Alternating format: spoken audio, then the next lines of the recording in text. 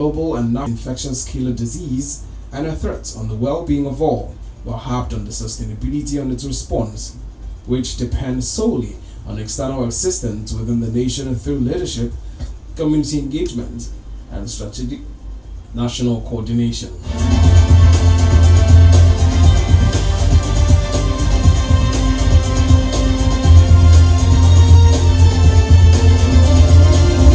And now to the national scene. The Minister of Work, Senator David Umahi, has said that President Bola Tinubu's administration will end over 3 decades of substandard road construction in the country through the implementation of durable, high-quality infrastructure projects nationwide.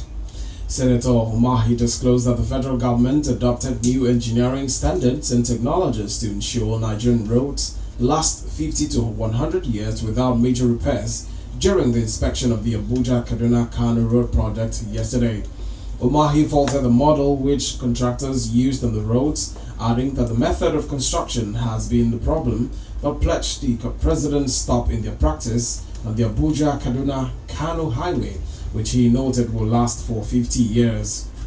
He assured Nigerians that Section 1 of the project will be completed before the scheduled 12 months by February 2026, explaining that Section 1 started at 4 kilometers into Kogi and ended at Katari, while Section 2 will proceed accordingly. To legislative matters now. The Senate will today screen and possibly confirm the newly appointed service chiefs nominated by President Bola Tinubu as part of ongoing efforts to revamp the nation's security architecture. President Tinubu, in a letter read during yesterday's plenary by Senate President Godswill Akpabio, urged lawmakers to give quick consideration to the nominees.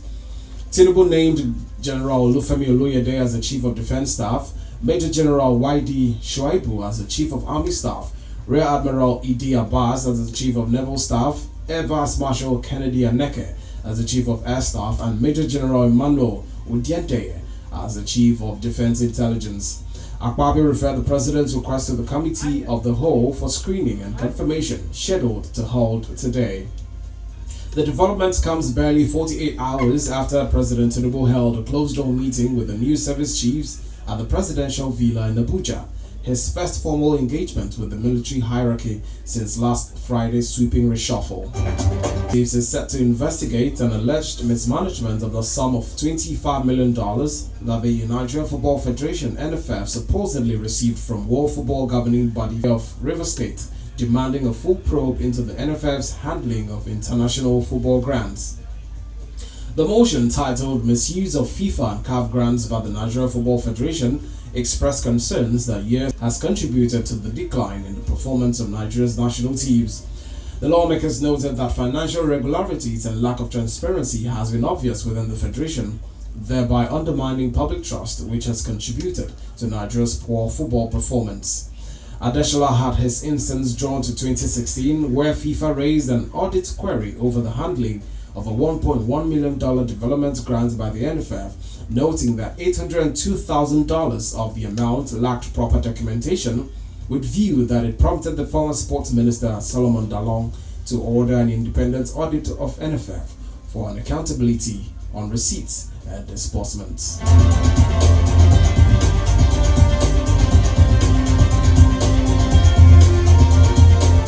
Still in the news, the Nigerianism and operational excellence from the Chief of the South African Air Force, Lieutenant General Wiseman Mbambo, who paid an official visit to the headquarters of the Tactical Air Command in Makurdi yesterday. The visit, which came with objectives of strengthening bilateral relations, has so far enhanced professional cooperation that has deepened regional air power synergy between both nations. An official statement shared on X by the Nigerian Air Force earlier today indicated that Lieutenant General Mbambo praised NAF's dedication to innovation. He noted that the Nigerian Air Force has demonstrated remarkable professionalism and growth, reflecting Africa's capacity to develop its own air power solutions.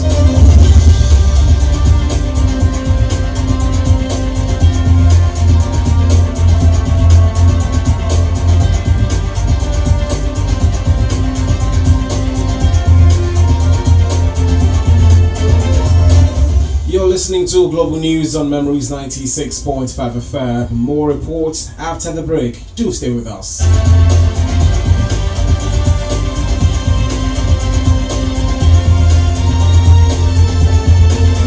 Stay up to date with all the latest in news, sports, and entertainment.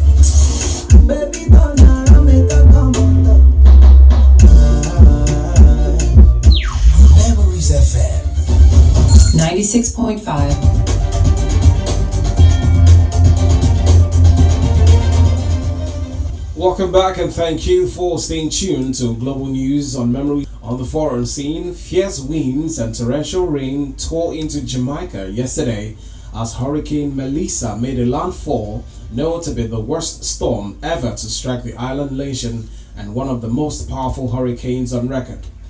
The extremely violent Category 5 storm was still crawling across the Caribbean as maximum sustained winds reached a staggering 185 miles per hour. Melissa's sustained wind speed was even more potent than most of the recent history's big storms, including 2005's Katrina, which ravaged the United States city of New Orleans. Meanwhile, the Jamaican Red Cross, which was distributing drinking water and hygiene kits ahead of infrastructure disruptions, said Melissa's slow nature made the anxiety worse. Red Cross spokesperson Esther Pinnock confirmed that the hurricane had quickened slightly but had been away from human walking pace, meaning it seen people in the Netherlands are voting in an election dominated by immigration and housing issues that will test the strength of the far right, which is on the rise across Europe. Voting began at 7:30 earlier today, and polls suggested anti-Islam lawmaker Geert Wilders and his far-right Freedom Party PVV are on course to win the largest number of seats in the 150-member House of Representatives. However, three more moderate parties are closing the gap, and half the electorate is undecided.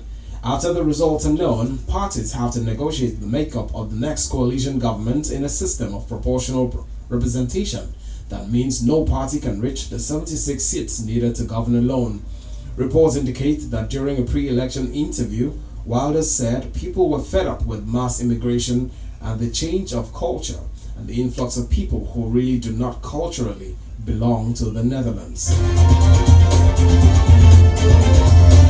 And in sports, 4 countries have booked their place in the quarterfinal stage at the ongoing FIFA Under-17 Women's World Cup in Morocco. The 4 countries are Italy, Brazil, the Netherlands, and North Korea, who advanced to the last 8 following the conclusion of yesterday's round of 16 matches. Italy thrashed Nigeria 4-0, Brazil defeated Chad, the Netherlands defeated the United States via penalty shootout following a 1-1 draw. More round of 16 matches will be played later today. And that's Global News on Memories 96.5 FM. But before we go, let's take a recap of the top stories. First Lady Senator Oluremi Tinubu has reiterated Nigeria's commitment to ending tuberculosis by 2030, in line with the renewed hope agenda of President Bola Tinubu. The Senate will today screen and possibly confirm the newly appointed service chiefs nominated by President Bola Tinubu as part of ongoing efforts to revamp the nation's security architecture. The Nigerian Air Force has paid an official visit to the headquarters of the Tactical Air Command in Makurdi yesterday.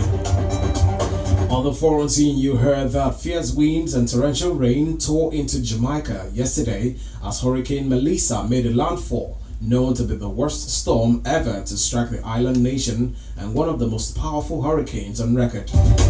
And in sports, 4 countries have booked their place in the quarterfinal stage at the ongoing FIFA Under-17 Women's World Cup in Morocco.